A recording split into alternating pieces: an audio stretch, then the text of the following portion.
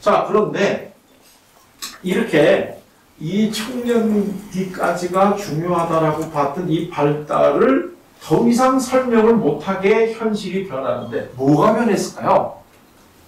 가장 대표적으로 변한 게 20세기에 와서 경제 수준. 그렇죠? 경제 수준이 변하고 이렇게 되는데 그 경제 수준이나 이 모든 것들이 변했다고 하는 거가 한목에 딱 얘기할 수 있는 게 뭐냐면 인구의 고령화예요.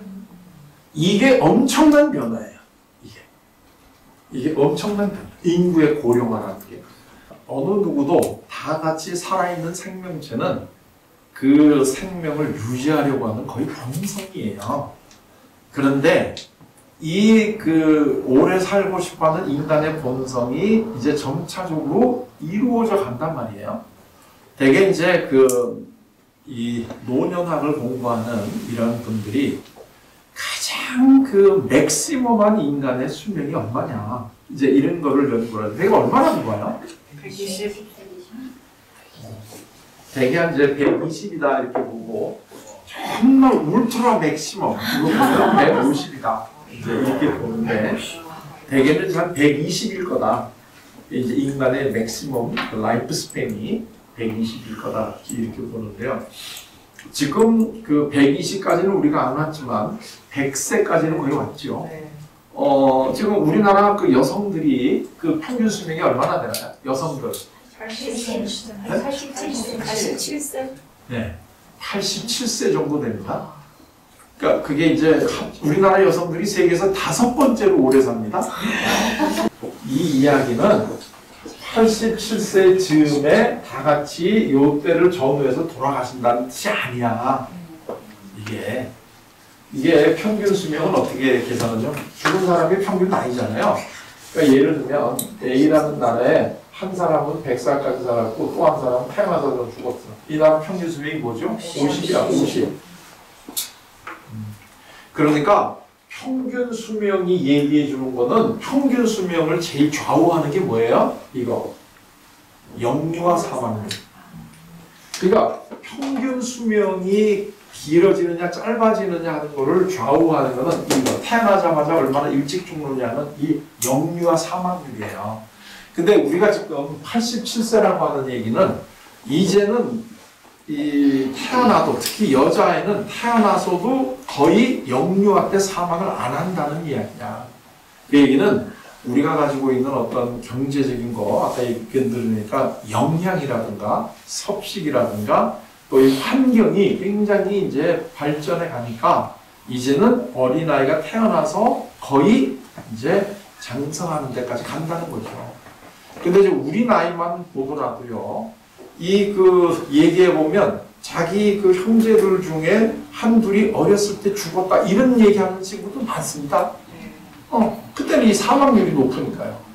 그리고 또 어떤 친구들은 내 생일이 우리 엄마 제삿날이야 이렇게 얘기하는 친구도 있어요. 그건 뭐예요? 어머니가 자기 낳고 죽은 거지. 그러니까 1970년대만 하더라도요, 우리나라 여성들 사망 원인 1위가 해산화가 죽는 겁니다. 이게 지금 한국이요, 너무나 빨리 변했기 때문에 이게 지금 내가 살았던 이 시기가 한국이거니 이렇게 생각하는데 절대 그렇지 않죠. 요새는 뭐 당연히 여성들이 이제 해산을 할 때는 병원에 가서 하는 게 뭐 지극히 당연한 거잖아요. 근데 우리 어렸을 때는 병원에 가서 애 낳는 경우가 없었습니다. 원래 지방 촌에는 제 나이 많은 할머니가 이제 해산하는 걸 도와주는 거고, 그 할머니한테 가가지고서 우리 엄마 애 낳으라 그래고 꼬마가 얘기하면 너 빨리 뛰어가서 물 끓여라 뭐 이러고 이제 가위 같은 거 주섬주섬 이렇게 해가지고 거기서 했고, 조금 도해지는 데가 뭐냐면 조산원, 산파 이런 사람들이 와서 도와줬겠지 무슨 병원에 가서 애 낳고 그런 게 어디가 있었어요. 요즘에는 이제 병원에 가서 애 낳는 게 지극히 당연한 거로 된 거죠. 우리 제가 오래 살지는 않았지만 제 한평생에 지금 한국이 얼마나 빨리 변하는지 몰라요. 지금 여성들 87세라는 얘기는 무슨 얘기냐면, 지금 여기 계시는 우리 특히 여성분들 중에 내가 특별히 지금 무슨 어떤 병이 없다 이러면 한 100세까지 사신다는 얘기야. 왜냐하면 87세 어쨌든 간에 요 되기 전에 사고로 죽는 분들이 있을 거 아니겠어요. 그분들이 평균으로 깎는 거 아니에요 지금? 근데 지금까지 내가 살아있던 얘기는 거의 100세는 이제 되고 아마 이 중에서 아마 100수가 넘는 분도 여러분일 거다. 이렇게 우리가 예상이 되는 거죠. 저희 어머니도 지금 95세인데요. 그러니까 이게 엄청난 일이 벌어지는 거예요. 이게. 그래서 이제 출생가 여기가 30년, 여기에 노년이 우리가 회갑이 60이다. 이렇게 놓고 보면 앞으로 우리들의 인생은요. 이게 30년, 30년, 30년 이렇게 딱 이렇게 30년씩 세 덩어리가 구분이 됩니다. 60부터 그러니까 평균 기본적으로 90은 이제 살 거라 이제 활동을 하면서 90은 살 거다라는 게 계산이 되면 30년, 30년, 30년으로 우리 삶을 이제 나누게 되는 거다 이거야. 이 30년을 우리가 뭐하고 살 거냐 하는 것도 여기 우리가 이게 노년이라고 보면 우리나라가 지금 굉장히 크게 변하는 게 이 60세를 노년이라고 보고 되게 이렇다고 한다면 60세부터 30년이잖아요. 그럼 또 이제 예를 들면 일을 하는 분들 우리가 뭐 정년이 60세라고 그러지만 그래서 60세 정년까지 있는 분 거의 없죠. 대개 경우에 요새 그 대기업에서 임원이 되는 나이가 이제 50을 밑으로 내려가기 시작을 했잖아요. 그러면 내가 같이 들어간 우리 그 동료 중에 50쯤 됐을 때 벌써 이 친구가 이제 임원이 되기 시작했다? 그럼 나도 이제 나갈 때 됐다는 얘기 아니겠어요? 그러면 50대 나와가지고 앞으로 한 40년을 뭐하고 살 거냐? 이거는요, 우리가 보통 그 세컨드 커리어다 하는 게 그냥 하나 하는 얘기가 아니고 실질적으로 앞으로는 이게 굉장히 중요해집니다. 이 세컨드 커리어. 이게 그냥 단순히 그냥 뭐 내가 오래 살았다 이런 정도가 아니고 이거는 정말 우리들의 이 삶에 아주 중요한 이게 현실로 다가오게 되는 거예요. 그래서 요즘에는 세컨드 커리어, 서드 커리어까지도 나옵니다. 이 90대까지는 건강하면 이 90세까지 계속 우리가 살아가야 된다라고 하는 게 어떻게 살아갈 건가 하는 거가 진짜 중요해지는 거죠. 물론 앞으로 이제 복지가 조금씩 더 이제 발달하게 되면 아마 우리가 이제 그 기본적인 생존에 필요로 한 어떤 이런 여건은 좀 이제 걱정을 안 해도 될 수 있을 것 같아요. 하지만 우리들의 삶이라는 게 그냥 먹고 사는 것만 해결된다고 그래가지고 삶의 보람을 느끼거나 살아갈 삶의 의미를 느끼는 건 아니잖아요.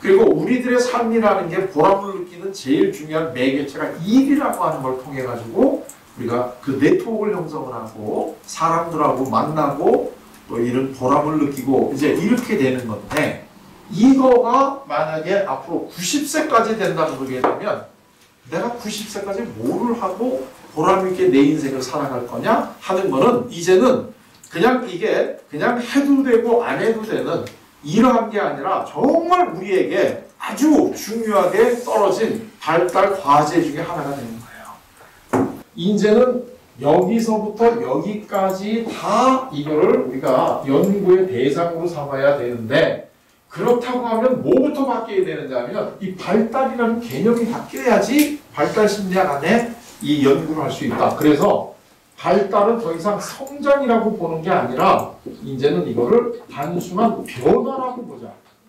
그래서 발달이 이제는 그로스가 아니고 체인지가 됐어요. 발달을 이제는 변화라고 보자.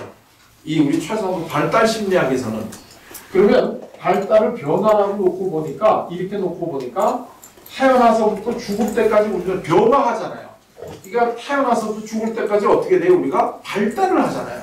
그래서 이 전체 태어나서부터 죽는 데까지 하는 이 발달을 갖다가 전통적인 발달 심리학을 좀 구별하기 위해서 뭐라고 부르냐면 전생의 발달 심리학.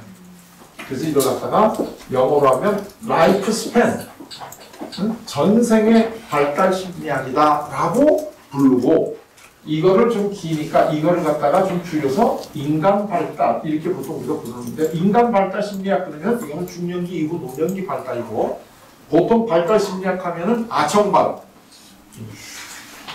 그래서 이제 되게 좀 제대로 된 학교에서는 발달 심리학은 이제 한 학기 코스가 아니라 두 학기로 하는 거로 돼가지고 첫 해 학기가 정말 둘째가 이제 중년기 노년기 이렇게 해야지 이제 발달이라는 거를 제대로 우리가 이제 태어나서 죽을 때까지의 이거를 이제 이해할 수 있다. 이제 이렇게 되는 거죠. 근데 대개 경우에 지금도 우리는 막연하게 발달 그러면 어린아이들의 발달이라고만 보는 이 프레임에 우리가 지금 많은 이제 지배를 받고 있기 때문에 제가 이번 그 강의를 하면서 우리 같이 좀 변하고 싶은 거는 이제는 발달이라고 하는 거를 이 성장이라는 프레임에서 좀 벗어나셔야 된다. 그래야지 우리 삶을 정확히 볼 수가 있고 태어나서부터 죽을 때까지 우리가 이해할 수가 있는데 그때는 뭐가 변해야 되느냐 가장 핵심적인 발달을 뭐라고 보느냐는 기본 개념이 바뀌어야 되는데 이게 이제는 이 성장에서부터 변화다 이렇게 놓고 봐셔야 돼요. 그래서 이제부터는 앞으로 우리가 공부할 때 발달이라고 하는 것은 변화다. 그러면 성장이나 발달이나 변화하고 뭐가 다르냐? 그거는 크게 뭐가 다르냐면 아까도 얘기했지만 성장이라고 하는 건 좋은 쪽으로 가는 거잖아요. 그러니까 마이너스 성장은 없죠. 이걸 보통 경제가 마이너스의 성장이다. 이거는 사실 없는 거 만들어 놓고 성장이라는 개념 자체는 항상 플러스예요. 그러니까 우리가 마이너스 쪽으로 가는 거에 대한 거는 설명할 수가 없어. 그런데 변화라고 하는 건 어떤 거예요? 이게 긍정과 부정을 다 포함할 수 있어요. 긍정적 변화도 있을 수 있지만 동시에 부정적 변화도 있을 수 있어요. 그래서 이제 우리 삶을 성장이라고 보는 것보다 우리 삶을 전체가 볼 수 있는 게 변화다. 그래서 이 라이프 스팬 디벨롭멘탈 사이클러지에서의 변화의 개념은 시간과 관련돼서 이루어지는 변화. 이게 디피니션이 시간과 관련해서 나타나는 변화. 이게 발달이라는 정의예요. 시간과 관련해서 나타나는 변화. 그런데 그 변화는 어때요? 긍정적인 변화도 있을 수 있고 부정적인 변화도 있을 수 있어요. 그런데 부정적인 변화도 발달이에요.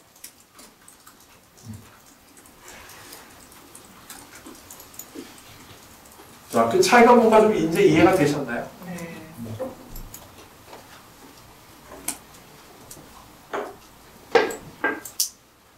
그런데 이 어린아이를 상대로 하는 이 발달 심리학하고 전생의 발달 심리학이 단순히 관심 가지고 공부하는 영역이 좀 넓어졌다? 그게 아니에요. 인간을 바라보는 기본적인 관이 완전히 다른 거예요.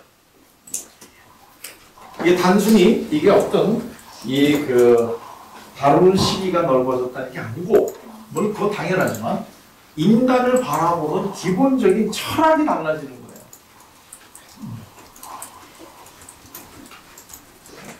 자, 이거를 우리 삶을 이제 변화라고 보고 이렇게 놓고 보면 우리는 태어나서 죽을 때까지 이제 변화를 한다. 이제 이렇게 놓고 보잖아요. 그런데 이 변화라고 하는 개념을 놓고 우리들의 삶을 놓고 보면 우리들의 삶은 어떤 그래프가 그려지느냐 하면 변화율을 보면 이런 그래프가 그려져요. 이렇게 이게 여기가 좋았다가 점차적으로 이렇게 되는 게 아니고 변화되는 그래프를 보면 이게 이렇게 일정하게 우리는 삶의 매 시기마다 변화율이 동일한 걸로 이게 바뀌어요.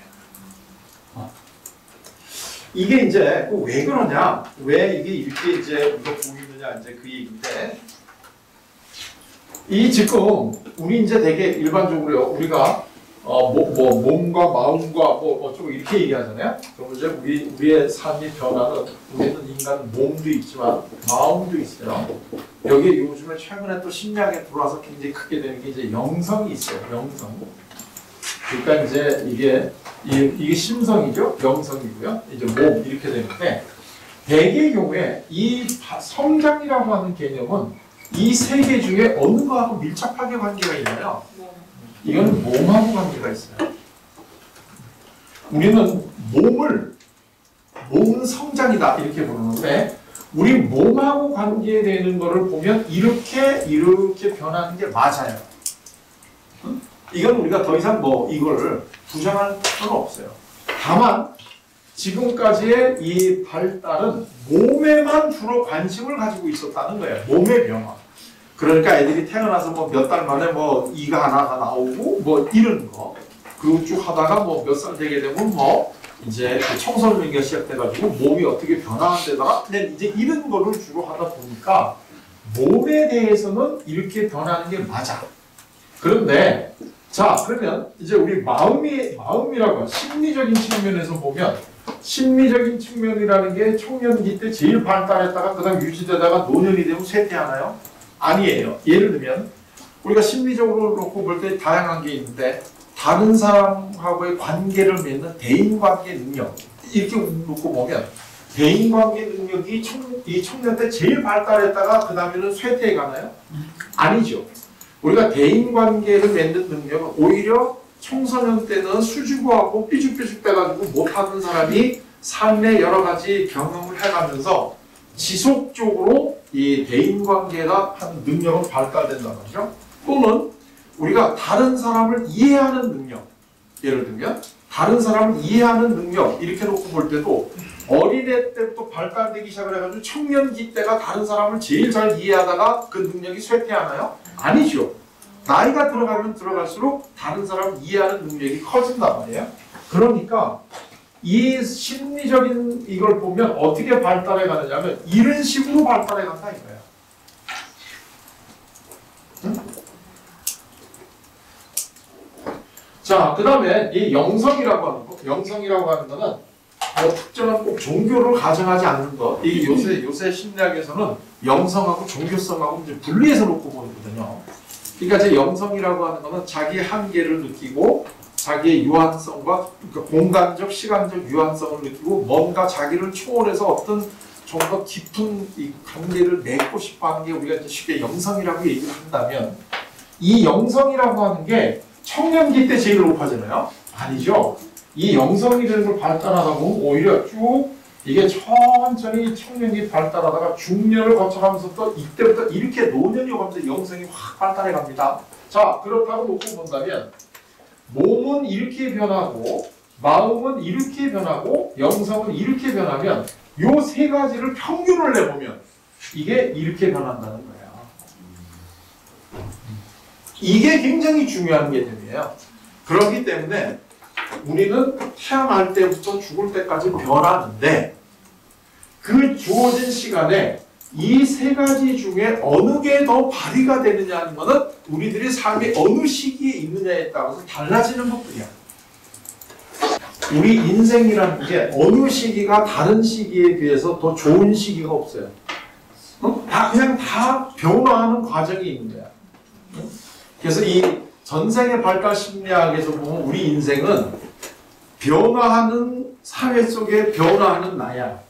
다 변해. 어디 한 군데 오래 있으려고 거기에 매달리는 것부터가 안 되는 거야. 내가 하는 변화를 자연스럽게 받아들이면서 그 변화 속에서 잘할 수 있는 거를 내가 하는 거니까 이제는 60 이후에 내가 뭘 해야 되느냐 하는 게 이게 이제 점점 그림이 잡힐 거예요. 중년 이후에는 내가 뭘 해야 되느냐 하는 게. 그리고 앞으로도 끊임없이 현역이 될 수 있는 거는 바로 그 분야를 우리가 잡을 때 우리가 끊임없이 현역으로 있을 수 있는 거예요.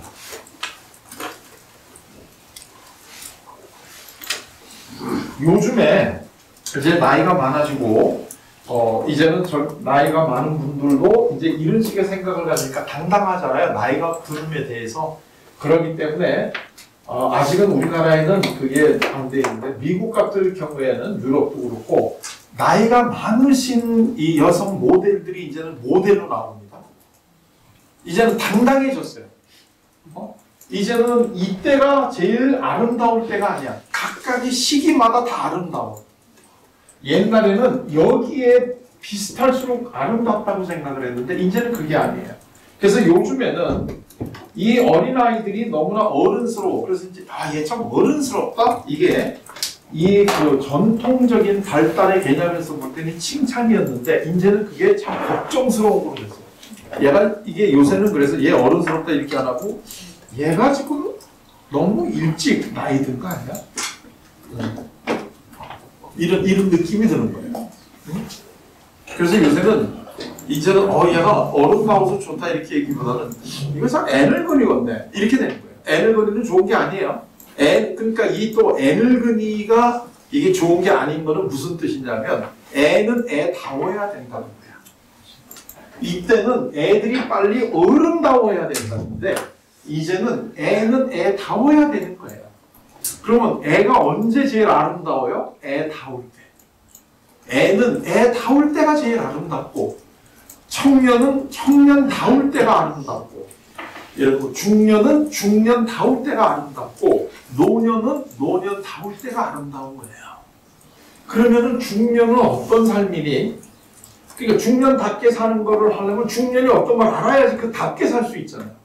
노년이 어떤 걸 알아야지 노년답게 살 수 있잖아요. 그걸 우리가 배워야 되니까 중년과 노년이 굉장히 중요한 심리학이 됐다는 거예요. 이 라이프 스팬 디벨롭먼트 사이콜로지는 사실 알고 보면 또 하나의 안경이죠. 우리 삶을 이렇게 보자 하고 또 하나의 이제 그 안경이지만 그러나 문제는 어느 게 더 그나마 우리 삶에 좀 더 가깝게 설명을 해주는 안경이냐가 중요하죠. 이제 우리 안경을 써야 돼요. 안경을 안 쓰고는 살 수가 없으니까요. 안경을 써야 되는데 내가 쓰고 있는 안경이 빨간색이냐 파란색이냐 그리고 색깔이 얼마나 진하나 옅으냐 이거는 우리가 알고 쓰자는 거죠. 이래저래 우리 삶이 안경을 안 쓰고는 살 수가 없으니까요. 뭐 여러 가지로 이건 뭐 신학적으로 철학적으로 여러 가지로 얘기할 수 있지만 우리는 안경을 안 쓰고는 살 수가 없는 거죠. 이 세상을 이해하려면 어떤 틀이 있어야 되니까. 그러나 내가 어떤 틀을 가지고 있고 어떤 색깔의 안경을 쓰고 있고 그 색깔이 얼마나 짙으냐 옅으냐 하는 거는 좀 알고 그걸 쓸 수 있는 게 전문가적이다 이거예요. 전생의 발달 심리학은 우리들의 삶을 바라보는 기본적인 철학 자체가 다르다. 좀 이해가 되셨나요? 네. 그래서 이걸 우리가 하고 앞으로 이 중에서도 이제 되게 전생의 발달 심리학은 이 앞에 거는 아청발은 기존에 하니까 되게 이제 중년기, 노년기 여기에 관계되는 연구를 참 많이 해요. 그래서 저도 미국에서 이제 박사학위 논문이 노인들 대상으로 하는 연구를 했었거든요. 자, 그러니까 오늘 이번 한 학기에는 이 중년, 노년에 대해서 좀 더 자세하게 우리가 중년, 노년이 되면 어떤 변화를 겪고 왜 그런 변화를 겪고 또 그거를 우리가 잘 아름답게 중년, 노년을 보내려면 어떤 노력을 해야 되는지 이런 것들에 대한 거를 좀 한 학기 동안 공부를 해보도록 하겠습니다.